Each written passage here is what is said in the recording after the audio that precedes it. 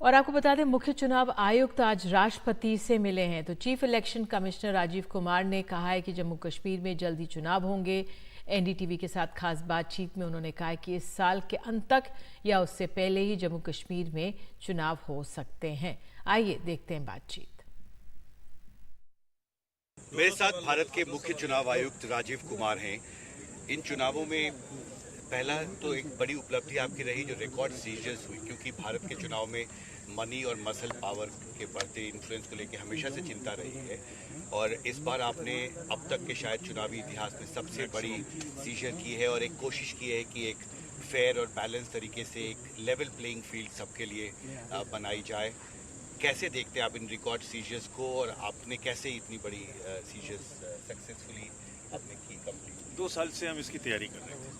तो अगर आपको थोड़ा सा पीछे लेके जाऊं तो 2023 में जितने भी स्टेट्स के चुनाव हुए, जहां 19 में जब उन असेंबलीज के चुनाव हुए थे, 12 असेंबलीज हुई, 11, करीब 300-400 करोड़ का सीजन था जो हमने बढ़ा के 3,500 किया। इसके पीछे किया क्या, क्यों हुआ ऐसा?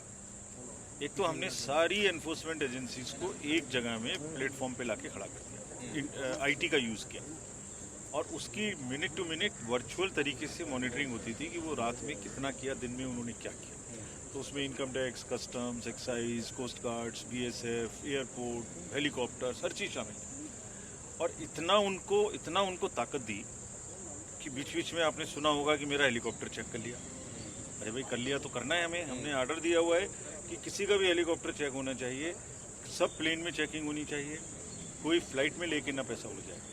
और सबका चेक हुआ, कितने मिनिस्टर्स और कितने लोगों का चेक। तो ये जो ताकत मिली उनको, एक स्टाफ को, और छोटे इस लेवल के स्टाफ हैं वहाँ, अफसर्स हैं सुपरवाइजरी लेवल के, और जब वो इतने एम्पावर्ड हो गए कि किसी का भी चेक कर सकते हैं, तो उसकी वजह से एक तो उनकी जिजीविशा और इच्छा बहुत बढ़ गई उसको पूरा करने की।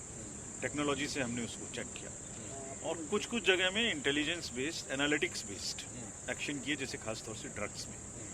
और ड्रग तो ऐसी चीज़ है जो पूरे समाज को ख़राब करती है, बच्चों को ख़राब कर रही है।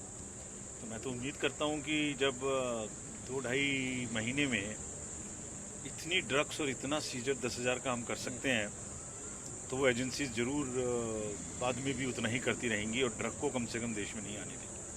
एक महत्वपूर्ण बस इससे जुड़ा हुआ एक सवाल था कि जम्मू कश्मीर में जो चुनाव हुए, पहली बार इतनी बड़ी संख्या में लोगों ने भाग लिया और आपने भी कहा कि ये लगभग हिंसा मुक्त चुनावी प्रक्रिया थी, विशेषकर जम्मू कश्मीर में। पूरी हिंसा, वहाँ तो पूरी हिंसा मुक्त थी।